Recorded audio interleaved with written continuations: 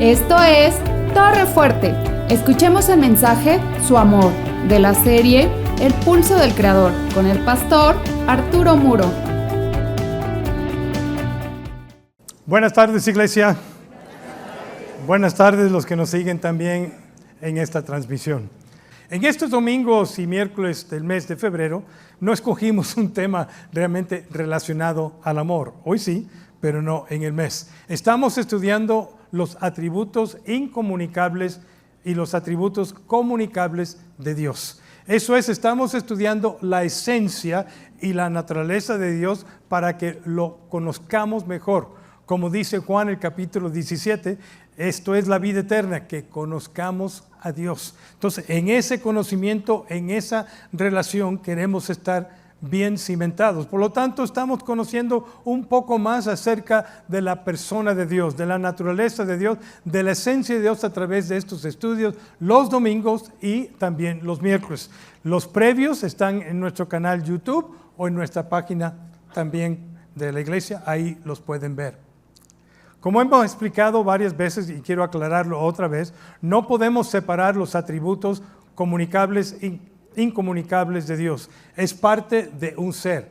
Es como no podemos separar las partes del cuerpo, tomar el brazo, tomar la pierna. Eres un conjunto, cuerpo físico. Y también la persona de Dios no podemos ir separándola. Es una sola esencia o naturaleza divina. Sin embargo, para propósitos de estudio y de examinarlo y de conocerlo, sí tenemos que dividir esos atributos comunicables y también incomunicables, como hicimos el primer domingo del mes. Los atributos incomunicables son la mera esencia de la naturaleza de Dios. Estos solamente los tiene Dios. Solamente Dios es omnipresente. Solamente Dios es omnipotente. Solamente Dios es omnisciente. Eso solamente lo tiene Él. Nadie más lo puede tener en este mundo, incluyendo Satanás. Puede estar en muchos lugares con sus legiones, pero no es omnipresente.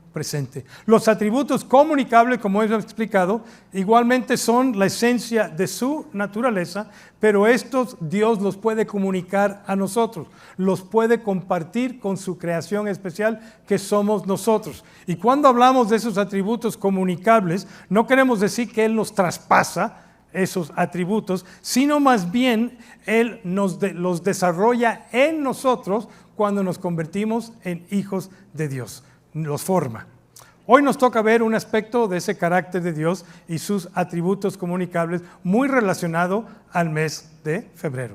Es el amor, un atributo comunicable de Dios. La Biblia nos dice claramente que Dios nos ama. Ustedes lo saben. El versículo más conocido de la Biblia es Juan 3:16. De tal manera que amó Dios al mundo. Entonces sabemos que Dios ama al mundo. Dios continuamente ama.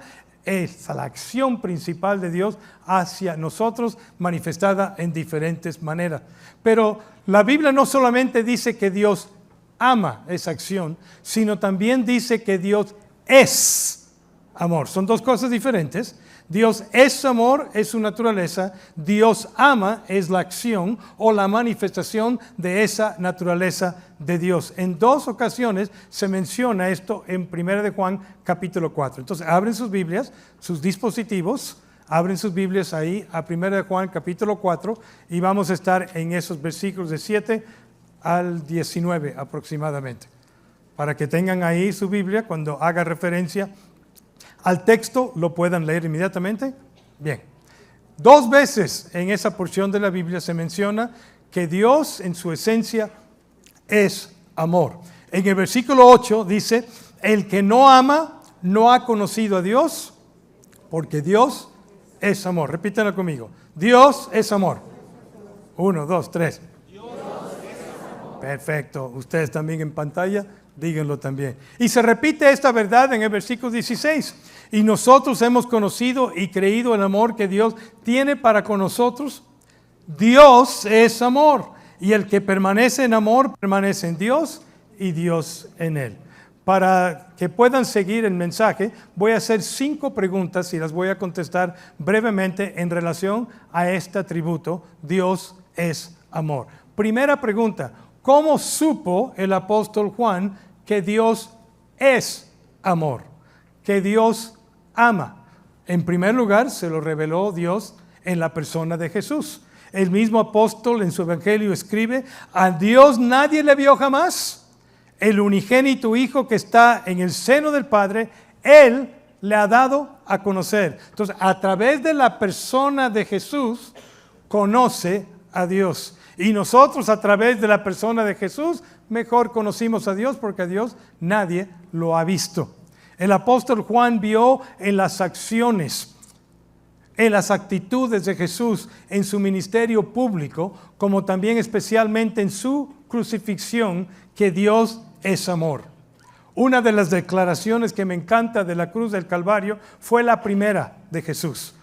Cuando había sido torturado, golpeado, acusado injustamente, un juicio injusto, falsedades en su contra, testigos falsos. Todo eso lo había pasado, lo humillaron, lo crucificaron. Y viendo a los mismos que hicieron todo eso, los soldados romanos que estaban ahí al pie de la cruz, que lo crucificaron, las autoridades religiosas que manipularon las multitudes para pedir la sangre de Jesús, y las autoridades religiosas que levantaron esas falsas acusaciones, estaban ahí alrededor de la cruz viéndole. Dijo acerca de ellos: Padre, perdónales porque no saben lo que hacen. Eso es amor. Lo declara así 1 de Juan 4:10. En esto consiste el amor verdadero, no en que nosotros hayamos amado a Dios, sino en que Él nos amó a nosotros y envió a su Hijo como sacrificio para quitar nuestros pecados. La gran manifestación del amor de Dios para nosotros. No es la única, pero es la más grande que se declara en la Biblia. Además, el apóstol Juan escuchó en múltiples ocasiones a Jesús en su ministerio, en sus sermones y en sus conversaciones y pláticas, hablar precisamente acerca de ese amor. En una ocasión Jesús, recuerden, dijo: nadie tiene mayor amor que este, que uno ponga su vida por sus amigos. Número 2, se lo reveló el Espíritu Santo de Dios. Si nunca hubiera estado presente Juan el apóstol durante el ministerio de Jesús, su crucifixión y después su resurrección, el Espíritu Santo de Dios se lo pudiera haber revelado, como lo hizo con el apóstol Pablo, que no estaba presente. Pero el Espíritu Santo de Dios es que Él reveló e inspiró la palabra que fue escrita y que tenemos nosotros en los 66 libros de la Biblia, Antiguo y Testamento, que es la palabra inspirada de Dios, la revelación de Dios para nosotros, que fue escrita hace casi 2000 años, pero sigue siendo vigente, inspirada y útil todavía el día de hoy. Bueno, eso se lo reveló el Espíritu de Dios también a Juan, cuando dijo Jesús a sus discípulos: cuando venga el Espíritu de verdad, Él os guiará a toda la verdad. Inspiró esas palabras. Bueno, esa es la manera que Juan supo que Dios es amor. Bueno, segunda pregunta: ¿qué significa que Dios es amor? Que Dios en su espíritu, en su esencia, en su naturaleza, es amor. Como parte de la totalidad de todos sus atributos incomunicables y comunicables, Dios es amor en el conjunto de todo eso. Es parte de su ser. Cuando nosotros decimos que una persona es alta, como dos que tuvimos aquí, ¿se dieron cuenta? Había uno chiquito de 1,85 y otro chiquito de 1,94. Yo tengo 1,65, así que imagínate, yo me siento al lado de ellos. Cuando decimos que una persona es alta, estamos hablando de un atributo físico. Bueno, son altos ahora, cuando sean viejos como yo van a bajar un poquito. Cuando decimos que una persona es amable, ya no estamos hablando de un atributo físico, estamos hablando de un atributo de carácter. Por lo tanto, cuando decimos que Dios es amor, estamos hablando de su esencia, de su naturaleza, de su carácter. Es amor. No es un amor, es amor. Como hemos dicho antes, no se pueden separar los atributos el uno del otro. Cuando hablamos del amor de Dios, tal vez podemos pensar y filtrar esa expresión que Dios es amor a través de nuestra experiencia humana y lo que hemos experimentado en cuanto al amor en nuestras vidas como seres humanos, en nuestros matrimonios, en nuestras familias y en nuestro entorno. El amor humano es muy diferente al amor divino. No se pueden comparar el uno con el otro. El amor humano falla, el amor divino nunca falla. El amor de Dios es permanente, el amor humano es variable. Así es nuestra experiencia. ¿Cómo es posible, me pregunto yo a veces, un matrimonio que tiene 30 años de vida matrimonial, que de repente se dicen el uno al otro, ya no te amo? Después de haber pasado 30 años juntos viviendo. Amo. Y no estoy hablando de la emoción, del cariño, sino el amor dentro del matrimonio es un amor de compromiso. Es un amor incondicional. Es un amor que se expresa en los votos matrimoniales, que te recibo tal como estás. No hay devoluciones ni garantías. Que prometo estar contigo en las buenas y en las malas. Que prometo ser fiel para siempre a tu lado. Esas son promesas que requieren de compromiso, no de emoción, no de cómo te sientes, sino que a pesar de cómo te sientes, cumples. El amor de Dios es superior aún a ese. Y por lo tanto, a veces nosotros sentimos que a Dios nos ama así. Cuando Dios es amor, significa que Él va a amarme para siempre, porque eso es lo que Él es. No puede fallar a su carácter y naturaleza. Quiero que entiendan 4 cosas acerca de este concepto de que Dios es amor. Primero, el amor de Dios no es como el amor humano que cambia. El amor de Dios no es cambiante. Cuando me porto mal y desobedezco o me levanto en rebeldía en contra de Dios, Él no me ama menos. Porque en ese caso yo pudiera manipular el amor de Dios al portarme bien o al portarme mal. Así se comporta el humano humano, ¿no? Me comporto mal y la persona, ya, ¿cómo te voy a amar si hiciste esto? Dios no es así. El amor de Dios no es cambiante. Él quizás no me bendice igual si me levanto en rebeldía o soy desobediente. Sufro las consecuencias de mis acciones, pero eso no significa que ama menos. Me ama igual.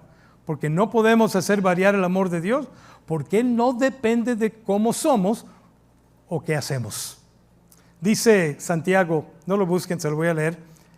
Todo lo que es bueno y perfecto desciende a nosotros por parte de Dios, nuestro Padre, quien creó todas las luces de los cielos, y añade, Él, Dios, nunca cambia ni varía como una sombra en movimiento. El amor de Dios no es fluctuante, no es cambiante.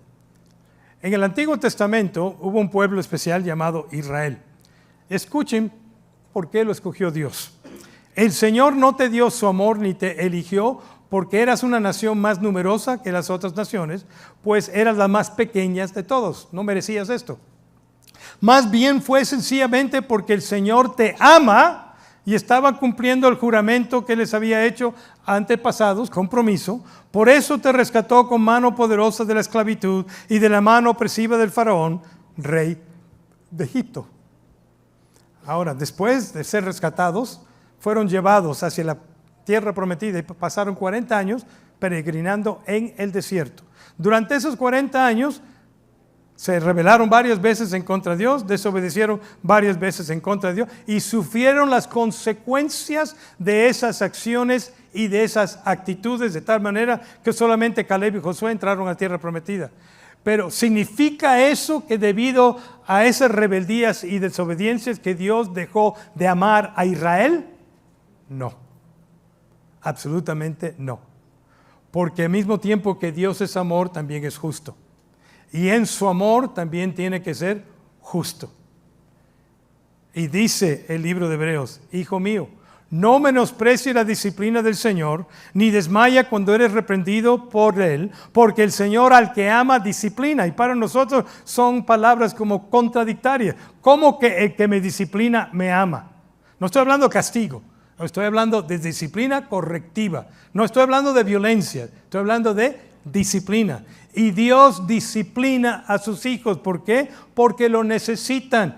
Dios disciplina a sus hijos. ¿Por qué? Porque los ama. Si no amara a Dios, a sus hijos y a su pueblo, los dejara tranquilos, sufriendo las consecuencias, repitiendo los mismos errores y sufriendo mucho. Por eso, el amor de Dios incluye la disciplina. Niños que están aquí presentes, que todavía viven con sus papás, por favor, apliquen esto también a su vida familiar. Si tus papás te disciplinan, no estoy hablando de violencia, si tus papás te disciplinan porque fuiste rebelde o desobedeciste una regla clara, no es porque te están castigando, no porque ya dejaron de amarte, precisamente te están disciplinando porque quieren lo mejor para ti. No quiere que en el futuro cometas el mismo error y sufras las consecuencias, o cometas un peor error todavía y pagues el precio. Te disciplinan porque te aman. Entonces no menosprecies la disciplina de tus padres, por favor, hijos que viven con ellos todavía. Y padres, no sean como esas personas como Elí o como el rey David, que no estorbaron a sus hijos, no disciplinaron a sus hijos a tiempo y sufrieron las consecuencias ellos, sus hijos y todo el pueblo de Dios, porque no estorbaron cuando tenían que estorbar y no corrigieron cuando tenían que corregir. Tomen el tiempo, esfuércense. Yo sé que los hijos se van a quejar, que de repente se van a enojar contigo, que de repente te van a decir, no me amas, no me quieres, porque dijiste que no pueden salir por 5 días o algo así, cualquier disciplina que haya implicado. Pero entiende, es tu lugar como papá disciplinar, no ser su mejor amigo. Eso es un error. Eres el papá y la mamá, no el mejor amigo. Si son amigos, qué bueno, pero tu labor principal es el papá y la mamá, para cuidar a los hijos mientras Dios los tenga en casas. No se enojen conmigo los hijos aquí, por favor. Está bien. Bueno. Número 2, que tengan que entender, el amor de Dios es eterno. El grado de amor que Dios me tiene hoy, después de ser su hijo, es el mismo que me tuvo ayer en la eternidad, porque ya existía en su mente. Y Dios no ha cambiado en su amor en toda la eternidad, ayer, hoy y para siempre. Jeremías declara, yo te he amado, pueblo mío, con un amor eterno. Dios es eterno, por lo tanto, su amor es eterno. Y si su amor es eterno, también su amor es inagotable. No tiene límites, es un pozo sin fondo. Su amor nunca termina. La segunda parte de ese versículo dice, con amor inagotable te acerqué a mí, nueva traducción viviente. Y la cuarta cosa que quiero que sepan en relación al hecho que Dios es amor, es que el amor de Dios es soberano. Judas 4, Judas es un solo libro, no tiene capítulos porque es cortito, pero en el versículo 4 al terminar dice que Dios es el único soberano, el que manda, el que decide, el que lo sabe todo para poder decidir bien para nosotros, pasado, presente y futuro. Por lo tanto, si Dios es soberano en su amor. Igual que si Dios es infinito, es eterno en su amor. Y no se puede, por lo tanto, cuestionar la manifestación de ese amor por nosotros, porque si Dios es Señor, si Dios es soberano, Él sabe bien lo que está haciendo, y nosotros, a pesar de no entenderle a veces, debemos de confiar en que Él sabe lo mejor para nosotros. Cuando no nos gusta lo que Dios hace, o cuando nos preocupa algo que Dios no hizo, tenemos que confiar y descansar en la realidad que Dios es amor y nos ama eternamente y soberanamente. Porque sabemos que todas las cosas cooperan para el bien de los que los aman. Romanos 8:28. Todo lo que hace Dios y todo lo que no hace se debe al gran amor que nos tiene. Tercera pregunta, ya vamos avanzando. ¿Cómo es que Dios, soberano, el Dios de amor, forma en nosotros ese atributo comunicable llamado el amor? Ese atributo de su naturaleza comunicable llamado el amor.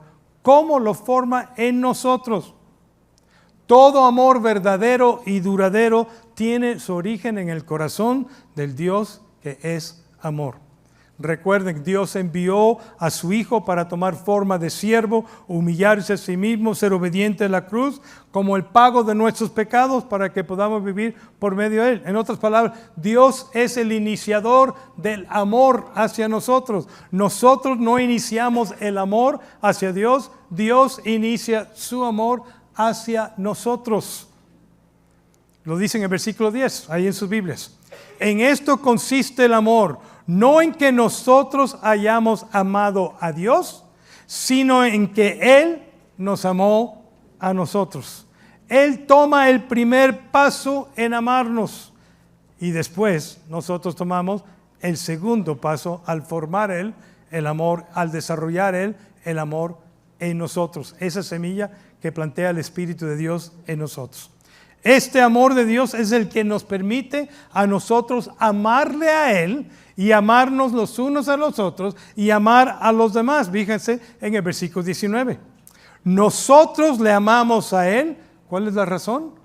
Porque Él nos amó primero.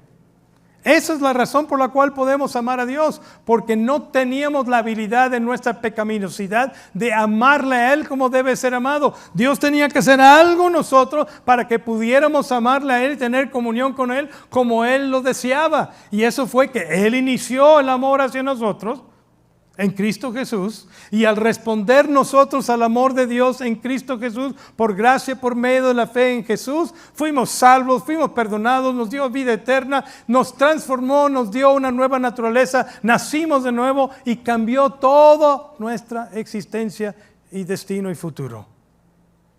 Porque ese amor, una vez recibido en Jesús, nos transforma y nos hace nuevas criaturas y nos permite amar en una manera no igual, imposible, porque Dios es Dios, en una manera semejante al amor de Dios hacia nosotros. Esa es la manera que Dios toma ese atributo, Dios es amor, y empieza a sembrarlo en nosotros para que nosotros podamos amar. Cuarta pregunta: ¿cómo se muestra que uno es verdaderamente nacido de Dios? En el libro, en los 5 capítulos de Primera de Juan, hay varias pruebas que se mencionan para que podamos asegurarnos que verdaderamente yo soy un hijo de Dios y soy nacido de nuevo. No tengo el tiempo de explicarlas. Lean el libro y lo verán. Pero sí, aquí menciona uno, versículo 7. Amados, amémonos unos a otros porque el amor es de Dios. Todo aquel que ama es nacido de Dios y conoce a Dios. Negativamente, el que no ama no ha conocido a Dios, porque Dios es amor.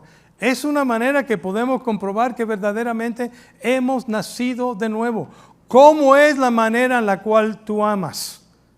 ¿Hay alguna diferencia si llegaste a Cristo ya como adulto o como joven, en la manera que antes amabas a la manera que ahora amas? Debe de haber una diferencia. Quizás antes de conocer a Cristo tu amor era condicional. Si esa persona se porta bien y me trata bien, entonces merece mi amor.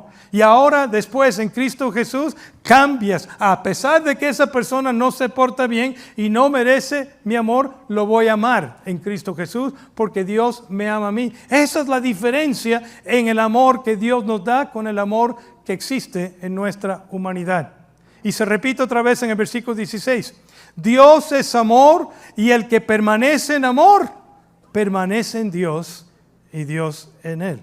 Entonces, si tienes dudas si eres nacido de nuevo, piense en ese cambio, en cómo manifestaste amor antes y después de Cristo. Es más difícil para los niños que recibieron a Cristo a temprana edad, porque no tuvieron ese cambio notable y consciente. Pero lo menos para los que sí tomaron esa decisión en la juventud y ya como adultos, debe de haber alguna diferencia, un cambio en el chip nuestro que sembró Dios en nosotros, que nos permite y nos motiva, o como Pablo dice, nos constriñe a amar como Dios nos ama a nosotros. Jesús le enseñó eso a sus discípulos, esta misma verdad, cuando les dijo lo siguiente: un mandamiento nuevo os doy, que os améis unos a otros como yo os he amado, que también os améis unos a otros. En esto conocerán todos que sois mis discípulos si tuvierais amor los unos con los otros. Nosotros somos un evangelio, no solamente que predicamos, sino que la gente ve, para ver si concuerdan las palabras que decimos con las acciones y las actitudes que manifestamos. Y deben de concordar, si no vamos a ser criticados de hipocresía. Claro que hay fallas y cometemos errores y pecamos, para eso está el perdón de Dios, No somos perfectos, no pretendemos que somos perfectos, eso sería hipocresía, pero sí, hacer a Dios mentiroso también, pero sí debemos de amar. Y en esa manera, desde el primer siglo para acá, se ha manifestado ese amor y las personas han declarado, mira cómo se aman a pesar de las circunstancias, mira cómo expresan amor aun cuando son maltratados y golpeados estos que se llaman cristianos. ¿Cómo puede ser posible que manifiesten el amor bajo esas circunstancias? La explicación y la razón es porque Dios nos amó primero en Cristo Jesús y sembró ese amor en nosotros.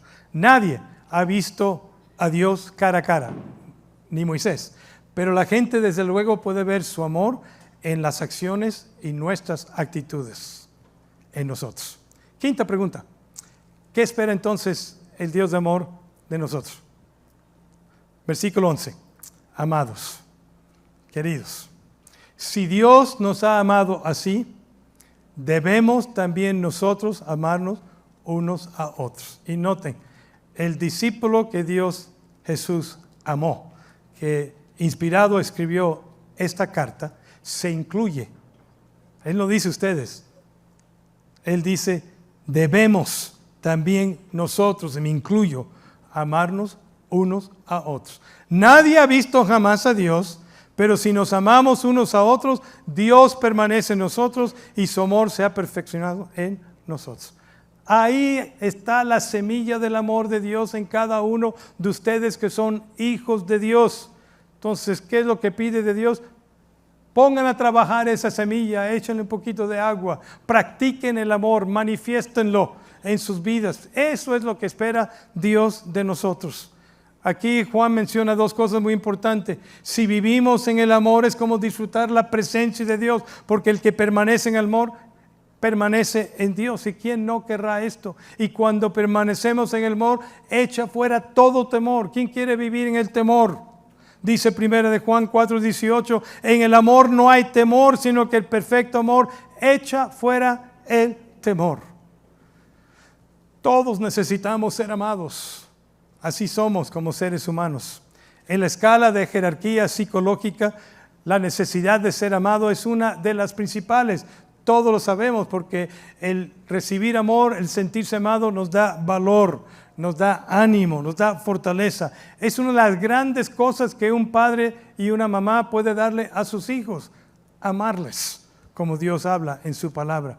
Y cada vez que le mostramos amor a otra persona, le estamos diciendo a Dios, le estamos diciendo a la gente que nos rodea y nos estamos diciendo a nosotros mismos que en realidad hemos nacido de nuevo porque amamos en esta manera, que el Espíritu de Dios está vivo en nosotros, que conocemos a Dios y Él nos conoce a nosotros.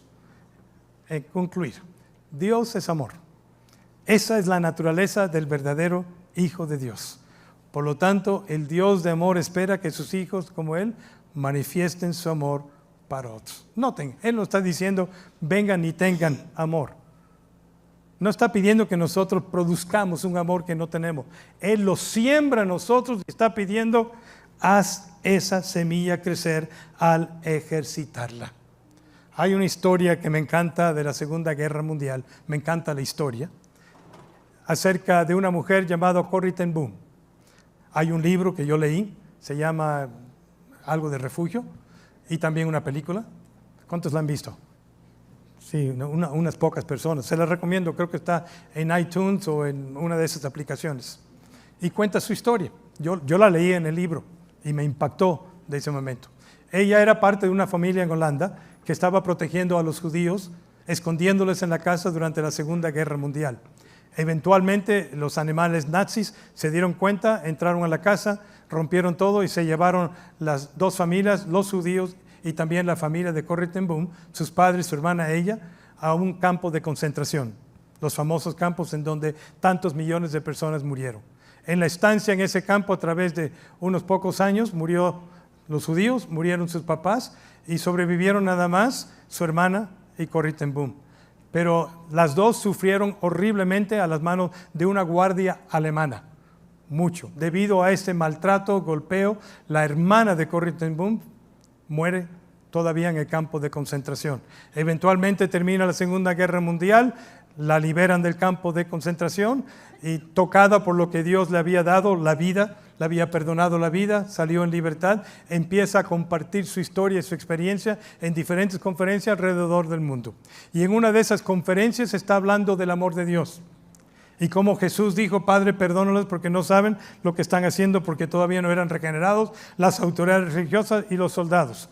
Y habla del amor de Dios que se expresa en perdonarnos los unos de los otros sin excepciones, porque si Dios nos perdonó, también nosotros debemos de perdonar. Invita a la gente a venir al frente y despojarse de su amargura y perdonarse el uno al otro en el espíritu de Mateo en el Sermón del Monte, que dice, si tu amigo o tu hermano tiene algo en contra de ti, antes de dejar tu ofrenda en el altar, primero ve y arréglalo con él. Y en ese espíritu dio en esa conferencia la invitación y empieza la gente a venir al frente. Y se da cuenta en unos minutos que viene una figura conocida para ella caminando en el pasillo hacia ella, la guardia alemana. Y dentro de ella dice, ¿qué voy a hacer? ¿Estoy predicando esto?